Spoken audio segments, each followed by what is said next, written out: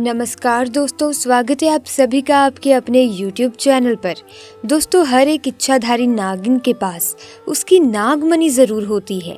कहते हैं जब स्वाति नक्षत्र की पहली बारिश होती है तो उसकी पहली बूंद अगर कोबरा सांप के मुंह में चली जाए तो वो सांप अपने मुंह में नागमणि उत्पन्न करता है। जब एक सांप नागमणि पा लेता है उसमें कई सारी शक्तियाँ आ जाती हैं, जैसे कि नाग का मनुष्य रूप धारण करना, मनचाही जगह पर पलक झपकते ही पहुंच जाना, अपना आकार कितना भी बड़ा कर देना और कितना भी छोटा हो जाना, ये सभी शक्तियां उसके पास आ जाती हैं। कहते हैं नागमणि की रोशनी बहुत ही ज़्यादा तेज़ होती है और इसका प्रकाश कई किलोमीटर दूर से भी दिख सकता है। परंतु दोस्तों, एक इच्छाधारी नागिन अपने नागमणि को हमेशा लोगों की नज़रों से छुपा कर रखती है, लेकिन जब कोई उसे उसकी नागमणि को छीन लेता है तो नागिन का गुस्सा सातवें आसमान पर होता है। ऐसी ही एक सच्ची घटना हम आज आपको बताने वाले हैं, जो कि बिहार के दरभंगा गांव में घटित हुई, जो कि जंगल के बिल्कुल करीब बसा हुआ है। इसी गांव में राहुल और सरोज नाम के दो व्यक्ति रहते थे। दोनों के बीच काफ़ी अच्छी मित्रता थी और दिन के समय दोनों ही बकरियों को चराने के लिए जंगल जाया करते थे। उसी जंगल में एक इच्छाधारी नागिन अपने नाग के साथ रहती थी और अपने नागमणि की रखवाली किया करती थी। एक बार सरोज की एक बकरी घने जंगल में चली गई तो सरोज ने राहुल से कहा कि तुम आज मेरी बाकी बकरियों को लेकर घर वापस चले जाओ और मैं अपनी इस बकरी को जंगल के अंदर से ढूंढ कर वापस आता हूँ, जो शायद जंगल में थोड़ा अंदर चली गई है। उधर नागिन भी अपना भेष बदलकर तथा मनुष्य रूप धारण कर नाग को नागमणि की रक्षा के लिए छोड़कर गांव के भ्रमण के लिए निकल गई। जब सरोज अपनी बकरी को ढूंढते हुए उस जंगल में पहुंचा तो पेड़ के नीचे बने बिल में से उसे तेज रोशनी दिखाई दे रही थी। उसे लगा कि शायद कोई कीमती हीरा होगा या फिर आभूषण उसके नीचे छुपा हुआ होगा, तो उसने उसी पेड़ की टहनी को तोड़ा और एक बड़ा सा डंडा बना लिया और उस बिल को जोर जोर से मारकर तोड़ने लगा। उस बिल को तोड़ते समय सरोज बहुत तेजी से डंडे से वार कर रहा था, जिसमें से दो चोट नाग के बिल के अंदर मौजूद नाग पर लग गई और नाग ने उसी समय अपना दम तोड़ दिया। जब सरोज ने मरे हुए नाग को देखा और उसके पास तेज चमकती हुई मणि को देखा तो वो समझ गया कि वो चमकती हुई चीज और कुछ नहीं बल्कि एक नागमणि है।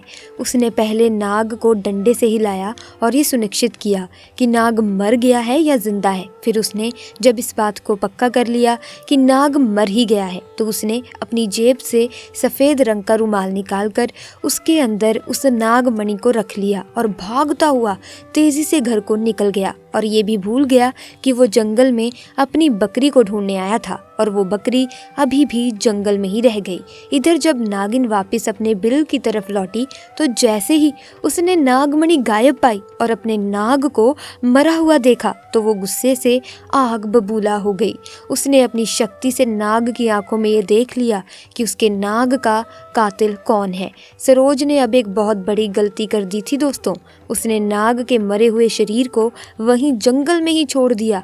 अगर वो नाग के शरीर को उसी समय जला देता तो शायद नागिन को उसके बारे में पता ही नहीं चलता। उधर सरोज बहुत खुश था क्योंकि उसे दुनिया की सबसे शक्तिशाली चीज मिल चुकी थी, यानी नागमणि मिल चुकी थी। सरोज जब घर पहुंचा तो सबसे पहले उसने नागमणि अपने हाथ में पकड़ी और इच्छा जाहिर की कि जंगल में उसकी खो गई बकरी उसे वापस मिल जाए। तो दोस्तों, ऐसा चमत्कार हुआ कि अगले ही पल वो बकरी उसके घर के दरवाजे के बाहर खड़ी थी। सरोज ये सब देखकर बहुत खुश हो गया। उसने नागमणि की सहायता से अपने घर को ही बदल दिया और अब गांव का सबसे अमीर इंसान बन चुका था, और वो भी केवल और केवल नागमणि की मदद से। उधर नागिन अपने नाग की हत्या का बदला लेने के लिए तड़प रही थी, परंतु वो विवश थी क्योंकि सरोज के पास नागमणि थी और वो तब तक सरोज को नुकसान नहीं पहुंचा सकती जब तक उसके पास वो नागमणि मौजूद है।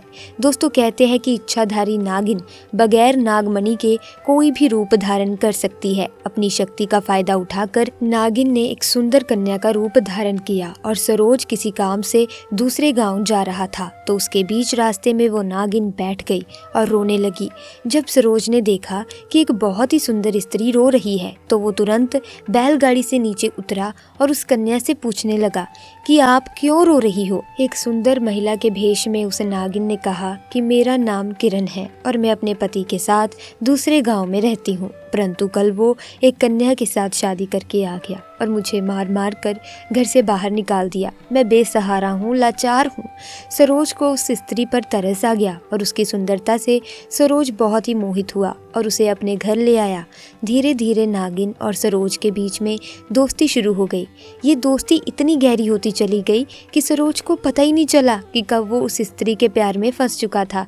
एक दिन सरोज और किरण यानी वो नागिन दोनों घूमने के लिए गए। एक जगह एकांत पाकर किरण ने सरोज से पूछा, ये तुम्हारे गले में ये चमकती हुई चीज़ क्या है?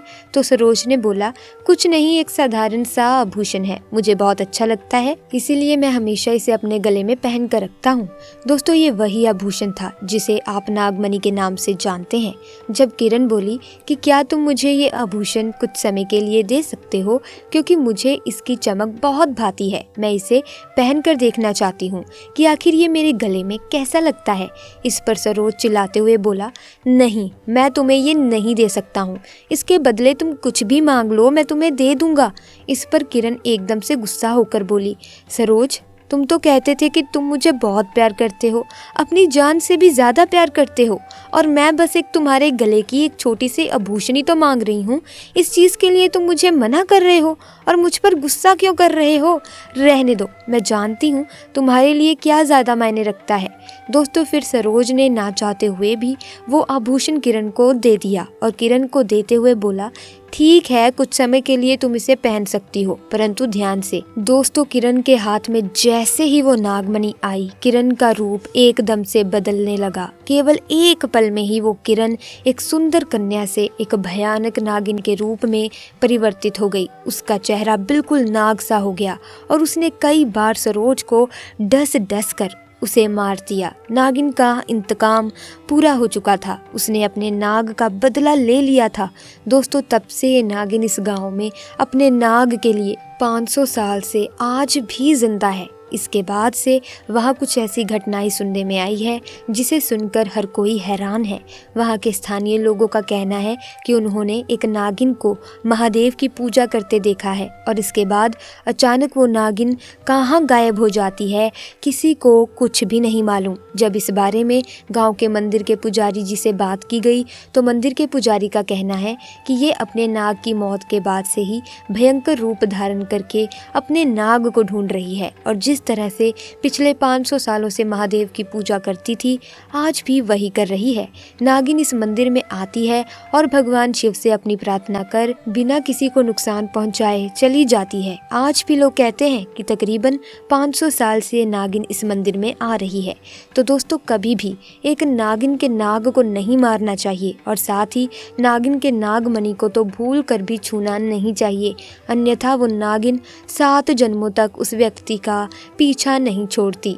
दोस्तों, ऐसे में अगर आप भी महादेव की कृपा पाना चाहते हैं तो कमेंट बॉक्स में पूरी श्रद्धा से ज़रूर लिखना, जय शिव शंकर, ताकि भगवान शिव की कृपा आप पर सदैव बनी रहे।